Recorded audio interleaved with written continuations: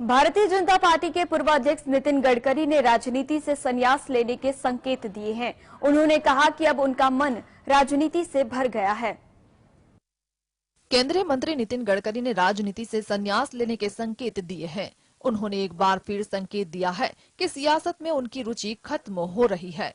ऐसी अटकनें भी लगने लगी है कि संभवतः 2024 लोकसभा चुनाव में उन्हें बीजेपी टिकट भी न दे। रविवार को नागपुर में एक अवार्ड फंक्शन के दौरान कहा कि वह भले ही 2 चुनाव जीत चुके हैं, लेकिन वह जानते हैं कि लोग उन्हें तभी वोट दे जब उन्हें लगे कि उन्हें वोट देना चाहिए। उन्होंने कहा कि मैं एक सीमा से ज्यादा किसी को तुष्ट नहीं करता, यहाँ तक कि अगर कोई अन्य भी मेरी जगह आता है तो मुझे कोई दिक्कत नहीं, क्योंकि तब मैं अपने काम को और ज्यादा समय दे सकूंगा। इस दौरान गडकरी ने वैकल्पिक ऊर्जा से जुड़े अपने कुछ वेंचर्स का जिक्र किया। Bureau report, GS। Veer Savarkar को लेकर महाराष्ट्र के मुख्यमंत्री एकनाथ शिंदे ने एक तीर से कई निशाने साधने की कोशिश की है। तो क्या महाराष्ट्र में एकनाथ शिंदे की रणनीति? देखते हैं खास रिपोर्ट।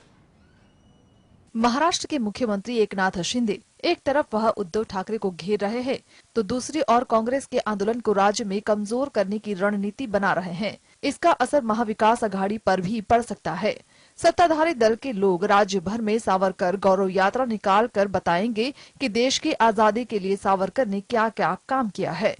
सावरकर के काम को कांग्रेस ने किस तरह से कम करने का आंका है। मुख्यमंत्री एकनाथ शिंदे ने कहा कि उद्धव ठाकरे बार बार बोल रहे हैं कि सावरकर का अपमान नहीं सहेंगे, पर यह नहीं बता रहे हैं कि वह करेंगे क्या। MVA की पहली संयुक्त सभा 2 अप्रैल को छत्रपति संभाजी नगर में मराठावाड़ा सांस्कृतिक मंडल मैदान पर शाम 5 बजे होगी। संयुक्त सभा को शिवसेना के उद्धव ठाकरे, NCP के नेता और विधानसभा के नेता विपक्ष अजित पवार तथा कांग्रेस के प्रदेशाध्यक्ष नाना पटोले एक मंच से संबोधित करेंगे। ब्यूरो की आशंका थी वही हुआ और एक बार फिर पान और आधार कार्ड के लिंक कराने की समय सीमा बढ़ा दी गई है। आखिर कितनी समय सीमा बढ़ाई गई है और समय सीमा के चलते अगर पान कार्ड आधार कार्ड को लिंक नहीं कराया गया तो क्या हो सकता है, आइए जानते हैं। पैन कार्ड को आधार से लिंक करने की डेडलाइन को फिर से आगे बढ़ा दिया गया है। इस काम को करने के लिए पहले 31 मार्च 2023 की तारीख निर्धारित की गई थी, पर अब इसे 3 महीने आगे बढ़ाने का फैसला लिया गया है। अब पैन कार्ड और आधार कार्ड को 30 जून 2023 तक लिंक करा सकेंगे। वित्त मंत्रालय की ओर से पैन को आधार से लिंक करने की अंतिम तिथि में बढ़ोतरी करने के फैसले के बाद साफ शब्दों में कहा गया है कि अगर नई निर्धारित तिथि यानी 30 जून 2023 तक ये काम कराने से चूकते हैं तो फिर आपका पैन कार्ड किसी काम का नहीं रह जाएगा। पैन कार्ड डीएक्टिवेट होने पर अगर आप इसका इस्तेमाल किसी भी फाइनेंशियल कार्य के लिए दस्तावेज के रूप में करते हैं तो आपके ऊपर 10,000 रुपए तक का जुर्माना लग सकता है। इनकम टैक्स एक्ट की धारा 272B के तहत इतने जुर्माने का प्रावधान है। यहाँ आपको बता दें कि 30 जून 2023 तक आप 1,000 रुपए का फाइन देकर अपने पैन को आधार से लिंक करा सकते हैं। दरअसल केंद्रीय प्रत्यक्ष कर बोर्ड ने 30 जून 2022 के बाद से पैन से आधार को लिंक करने के लिए 1,000 रुपए का लेट फाइन तय किया है।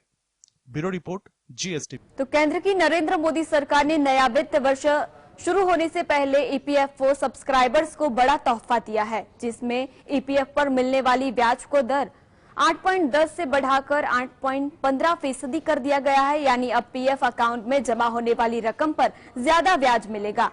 तो इससे पहले हाल ही में मोदी सरकार ने केंद्रीय कर्मचारियों को 4% DA हाइक का तोहफा दिया था। अगले साल यानी 2024 में देश में आम चुनाव होने वाले हैं और इससे पहले नरेंद्र मोदी सरकार ने देश के पेशेवर लोगों के लिए तोहफों की जड़ी लगा दी है। पहले DA हाइक और फिर PF पर मिलने वाले ब्याज में बढ़ोतरी का फैसला। बता दें, EPFO ने 2021-22 के लिए EPF पर ब्याज दर 8.5% से घटाकर 8.1% कर दी थी, जो कि बीते 40 साल में सबसे न्यूनतम ब्याज दर थी। साल 1977-78 में ब्याज दर 8% थी। उसके बाद से हमेशा ये 8.25% से ऊपर ही रही। EPFO द्वारा ब्याज दरों में की गई ये बढ़ोतरी हालांकि बहुत ज्यादा नहीं है, इसमें महज 0.05% का इजाफा किया गया है, लेकिन ये बढ़ोतरी भी देश के 6.5 करोड़ PF अकाउंट होल्डर्स को राहत देने वाली है। अगर PF पर मिलने वाले ब्याज के गणित को देखें तो कर्मचारी हर महीने अपने मूल वेतन और महंगाई भत्ते का 12% योगदान करता है। कंपनी और नियोक्ता भी कर्मचारी के अकाउंट में 12% का ही योगदान करता है। इस योगदान का 8.33% हिस्सा ईपीएस में और 3.67% हिस्सा ईपीएफ में जाता है। ईपीएफ अकाउंट में जमा होने वाली इस राशि पर ब्याज मिलता है। न्यूनतम सैलरी के आधार पर देखें तो 15,000 रुपए पर पहले 8.10% की ब्याज दर के हिसाब से सालाना 1215 रुपए इंटरेस्ट बनता था। वही अब इसमें जो 0.05% की बढ़ोतरी की गई है, तो इस हिसाब से ब्याज की रकम बढ़कर 8.15% के हिसाब से 1222 रुपए और 50 पैसे हो जाती है। Bureau report. तो हिंडनबर्ग ये एक ऐसा नाम है जो कि अदानी ग्रुप के लिए 7.5 की तरह आया है। जब से अदानी का रिपोर्ट आया है तब से अदानी ग्रुप के शेयर आंधे मुंह गिर रहे हैं और फिर एक बार ऐसा ही हुआ। आखिर इस बार क्या है कारण, आइए जानते हैं। अदानी ग्रुप की अदानी ग्रीन एनर्जी को तगड़ा झटका लगा है। अदानी ग्रीन एनर्जी को एक्सचेंज ने long term additional surveillance major framework के दूसरे स्टेज में डाल दिया है। एनएसई बीएसई का यह फैसला 28 तारीख से ही प्रभावी हो गया है। इस स्टॉक पर पहले भी एक्सचेंजों ने अतिरिक्त निगरानी लिख रखी थी, लेकिन अब इसे अगले स्टेज में डाल दिया गया है। यह कदम एक्सचेंजों ने ऐसे समय में उठाया है जब ग्रुप के दो स्टॉक्स अदानी टोटल और अदानी ट्रांसमिशन शुक्रवार को लॉन्ग टर्म एएसएम फ्रेमवर्क के दूसरे स्टेज से पहले स्टेज में आ गए हैं। करीब 10 दिन पहले 17 मार्च को दोनों एक्सचेंजों ने अदानी ग्रीन एनर्जी और एनडीटीवी के लॉन्ग टर्म अमेरिकी शॉर्ट सेलर हिंडनबर्ग रिसर्च ने 24 जनवरी को एक रिपोर्ट जारी किया था। इसमें अदानी की कंपनियों पर स्टॉक मैनिपुलेशन और अकाउंटिंग फ्रॉड का आरोप लगाया था। अदानी ग्रुप ने इन सभी आरोपों से इनकार किया था, लेकिन इसके शेयर अभी तक हिंडनबर्ग के झटके से उबर नहीं पाए हैं।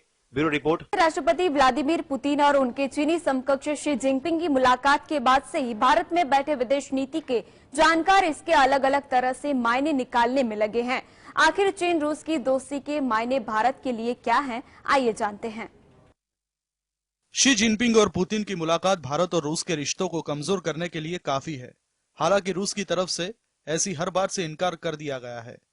पश्चिमी देशों के विशेषज्ञों की माने तो अंतर्राष्ट्रीय मामलों में यह स्थिति बहुत ही स्वाभाविक है। वह मान रहे कि भारत चाहे जो कर ले, चीन को रूस से करीब जाने से नहीं रोक सकता है।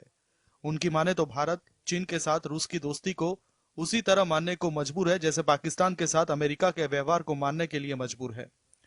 इस व्यवहार के बदले में अमेरिका रूस के साथ भारत के सहयोग और चीन के साथ पाकिस्तान के सहयोग और इसी तरह के बाकी मसलों पर भी कुछ नहीं कहता है। चीन निर्यात के लिहाज से रूस के लिए काफी महत्वपूर्ण है। रूस की तरफ से चीन को जो निर्यात होता है वह भारत से कहीं ज्यादा है। चीन आज भी रूस का टॉप कस्टमर है। इस दौरान सबसे निचले स्तर में भी रूस का निर्यात भारत से कहीं ज्यादा था। वही भारत की तरह चीन भी मिलिट्री प्रोडक्ट्स के लिए रूस पर निर्भर है। पिछले 2 दशकों में भारत और चीन दोनों के लिए मिलिट्री हार्डवेयर का निर्यात हुआ है, जबकि इस समय भारत और चीन दोनों ही बड़ी मात्रा में रूस से कच्चा तेल खरीद रहे हैं। Bureau report.